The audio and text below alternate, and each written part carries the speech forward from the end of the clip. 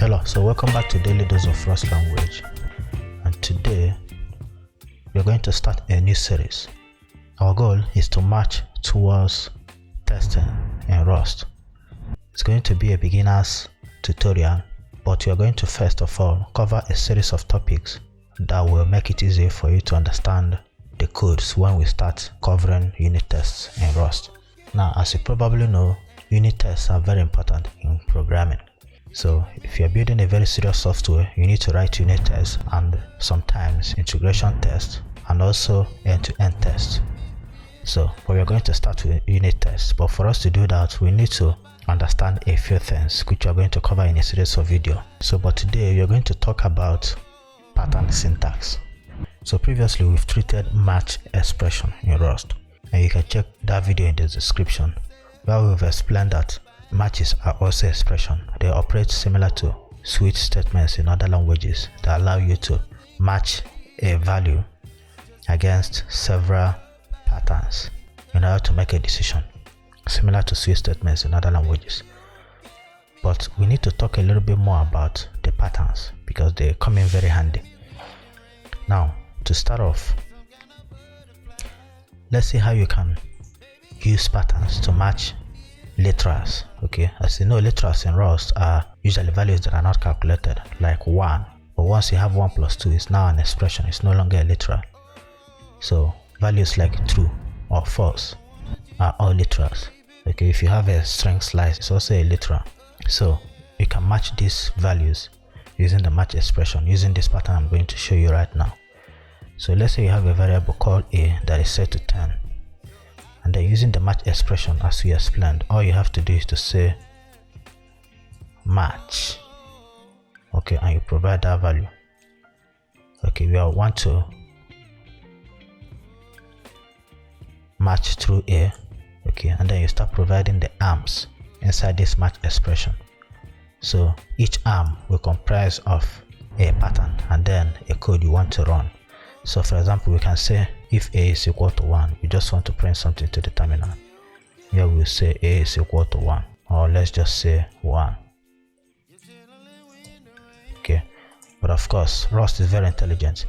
It knows that a might be something else apart from 1 since it's an integer right here. So what we can do is to provide a code that will run when it is not 1. Okay, so we can just call this others. So this is like the default block in a switch statement in other languages. Okay, so we are good. If we run the code right now, we get others. Okay, but if you change that value, if you change the value of a to 1, we get 1. So you're now able to match through the values of a and then print something to the terminal according to what the value it has. Now this is very important. Remember where we are matching towards unit tests in Rust. But before we get there, we'll also cover macros and also attributes in Rust. So you will see when we cover macro that macros are like match expression in some certain ways. And one of the huge differences is that in match expression you are matching values that are inside this a, but in macros you are matching a code.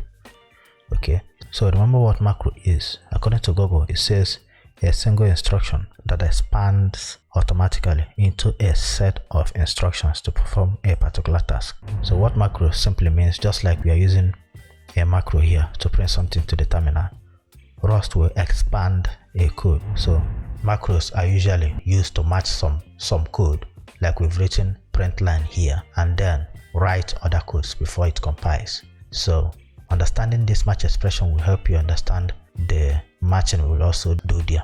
Now we've seen how to match literals, but how about other types of values? Okay, we can also match using range. So for example, we can say if the value is between 1 and 20 inclusive, I want to print 1 to 20 right here. So if we run this code, you get 1 to 20. So you can also use ranges. Now let me introduce something right quick. What if we want to get the particular value this has, right? because if you want to say 1 to 20 but a is equal to something, how do we get the value right now? So you can do that using the pattern binding operator. The pattern binding operator is just this symbol at, and to use it, all you have to do here is, let's say we want to call it x, all we have to do here is to provide it this way, and then we can go ahead and use it here. Now this is very important to understand it because you're going to need it a lot. So we had this range that we are saying if it is between 1 to 20, we want to print something, but we need this value. But in order to get that value, we use this pattern matching operator to be able to bind the value of a at this point to x, and then we're able to use it here. So it's very important. Now of course you can do it with other types of values, like you can do it with the compound type like tuple. Let's say if you have a tuple here called point that you set to a value, let's say 10 for the x value and 20 for the y value, you can still match it here and say point, or let's just leave that one. You can come in here and then say match, and then you provide what you are matching. Okay, you will always need this default arm. Okay, let's just print something to the terminal here, matched nothing, and then here let's say we get the value of x and y. Now pay attention here, we are doing something called destructuring. Destructuring is just pulling the value out, so the value of x will go into x and the value of y will go into y. So we've just destructured that code. Okay, it's also something you need to know about. And then we can now print something to the terminal here, where we will say x is equal to something, and then we say y is equal to something. Then we can provide x and y. So if you pay attention, you find out that we are matching named variables here. We are not matching point to something specifically. In fact, to show you that, let me show you something.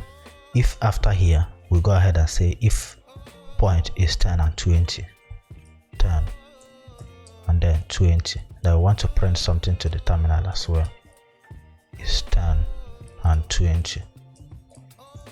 Now you are going to notice something strange.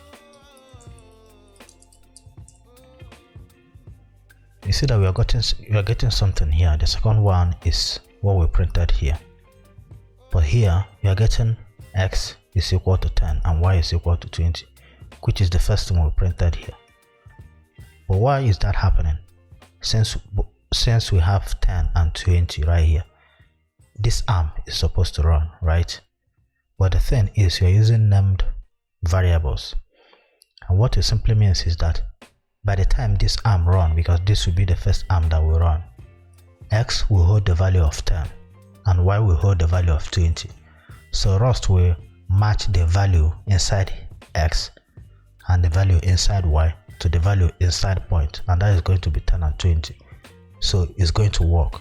So be very careful whenever you are using these named variables. You are better off doing something like this, saying when x is equal to 5 and y is equal to 10. Now we are using literals inside the tuple. Then we can use the values right here. We know that this arm will only be matched when the value of x is y and the value of y is 10. Okay, yeah, but of course you can see that Rust is now warning us because we no longer have the values that we can print here. So what we can now do is to still use the pattern binding operators as well. And to use it, all we have to do is to provide the name we want to use, and then we use the pattern binding operator here. And then this one we want to call it y, we'll go ahead and do that, and we are good again. So if you change that value now back to, if you change it to this to match this 5 and 10, and then if we run the code, we get x is equal to 5 and y is equal to 10. So it's all good. Now if you have been paying attention so far, you notice that Rust has a lot of features, and because it's feature rich, it also makes it a little bit harder to understand. Okay, but I suggest you just practice it for some time and you get used to it. But the extra features it comes with makes it more attractive and easier to work with. In other languages, you might not be able to do this, only be limited to using the switch statements and matching the cases, right? But here you can even do more.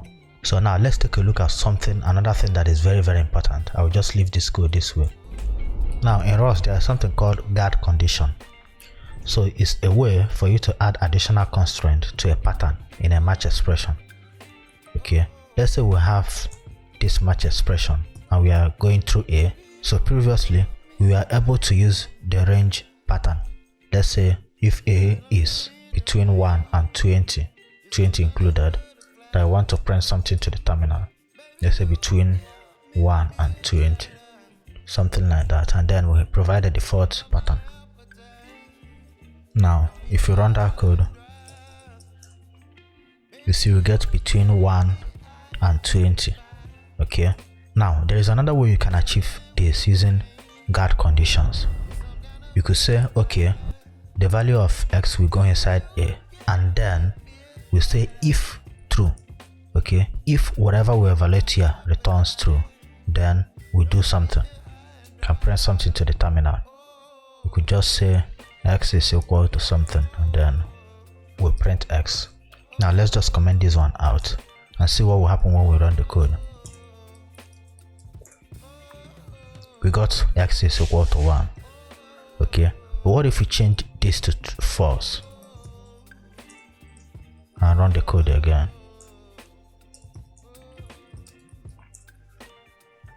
We get default, right?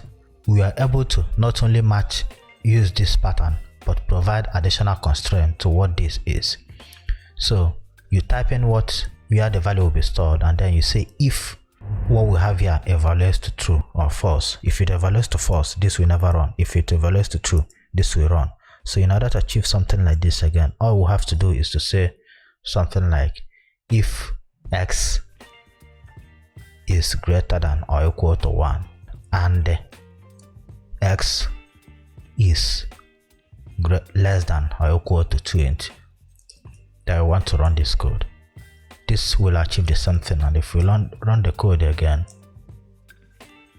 we get x is equal to 1. So it worked.